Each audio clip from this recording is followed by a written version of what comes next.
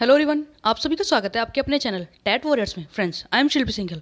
हर बार की तरह इस बार भी हम अपनी वीडियो में एक न्यू टॉपिक लेकर आए हैं, जो टॉपिक है संवेग, संज्ञान और सृजन में अंतर।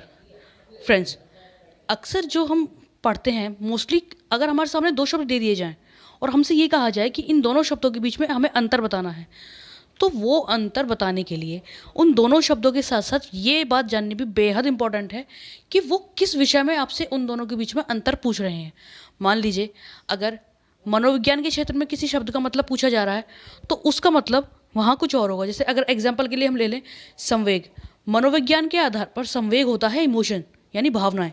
लेकिन अगर हम फिजिक्स में संवेग को पढ़ें तो फिजिक्स में संवेग अलग ही एक बल और वेग, इन दोनों का गुणनफल होता है। तो अगर हम सब्जेक्ट के अनुसार हर एक मतलब शब्द का मतलब निकालेंगे तो वो हर बार अलग अलग बैठेगा। अगर हम सिंपल सा एग्जांपल लें तो मान लीजिए एक वर्ड होता है सेल। अगर हम इस शब्द को बायोलॉजी के टर्म में समझें तो बायोलॉजी में सेल का मतलब होता है कोशिका। अगर हम इसे फिजिक्स के टर्म में समझें तो सेल मतलब बैटरी। और अगर हम इसे कानून के फॉर्म में समझें तो इसका मतलब होता है जेल।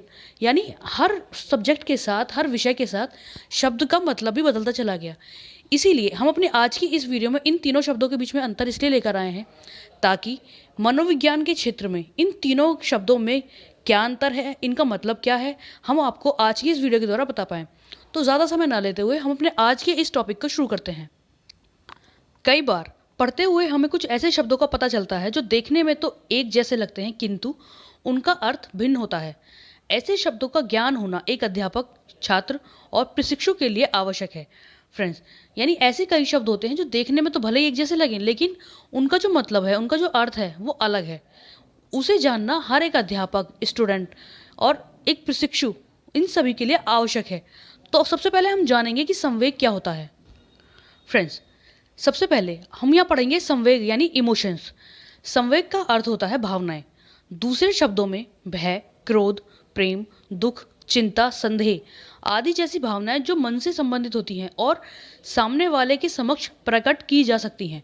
फ्रेंड्स, संवेग यानी जो भावनाएं हमारे मन में होती हैं, जो हम किसी सामने वाले के लिए रखते हैं या प्रकट करते हैं, जो इमोशंस हम जताते हैं, महसूस करते हैं, वो ही सब संवेग कहलाते हैं।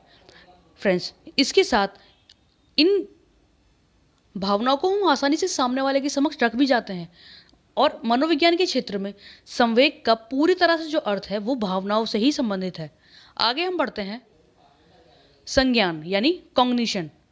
संज्ञान का अर्थ होता है किसी चीज की जानकारी होना अथवा किसी विषय, वस्तु के बारे में कोई नया ज्ञान जुड़ना। संज्ञान शब्द का प्रयोग मस्तिष्क से जुड़ी गतिविधियों से संबंधित है जिसमें एक के बाद एक नई जानकारी जुड़ती जाती है। फ्रेंड्स, संज्ञान को अगर हम सरल शब्दों में माने तो इसका मतलब होता है किसी जानकारी का होना। यानी अगर हम कहते हैं कि किसी चीज़ को तुम्हारी समझ में आई या नहीं आई तो हम कहें तुम्हारे संज्ञान में ये बात है या नहीं है। तो यानी कोई बात तुम्हारी जानकारी में है या नहीं है। संज्ञान का अगर हम दूसरा एक सरल शब्द निकालें तो वो अर्थ है जानकारी में होना। और संज्ञान शब्द का प्रयोग जब भी किया जाता है तो माइंड से जुड़ी जितनी भी एक्टिविटीज़ हैं उन्हीं से रिलेटेड गतिविधियों में सब किया जाता है। और जो भी जानकारी है वो ब्रेन से ही रिलेटेड होती है। इसके बाद अगला वर्ड आता है सृजन यानी क्रिएटिविटी।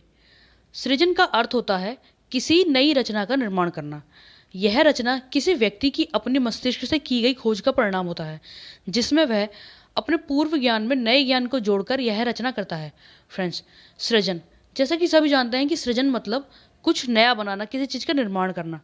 अगर किसी में कुछ नया बनाने की क्षमता होती है तो उसे सृजनात्मक व्यक्ति कह सकते हैं या उसकी क्षमता को सृजनात्मकता कह सकते हैं।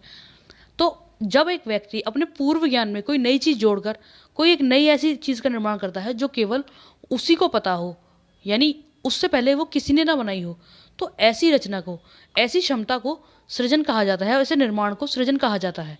फ्रेंड्स, हमारी आज की इस वीडियो में इतना ही। मिलेंगे अगली बार एक नई वीडियो के साथ। तब तक अपना ध्यान रखें, अपने अपनों का ध्यान रखें, पूरा मन लगाकर सेफ रहकर अपने एग्जाम्स की तैयारी करते रहें। धन्यवाद।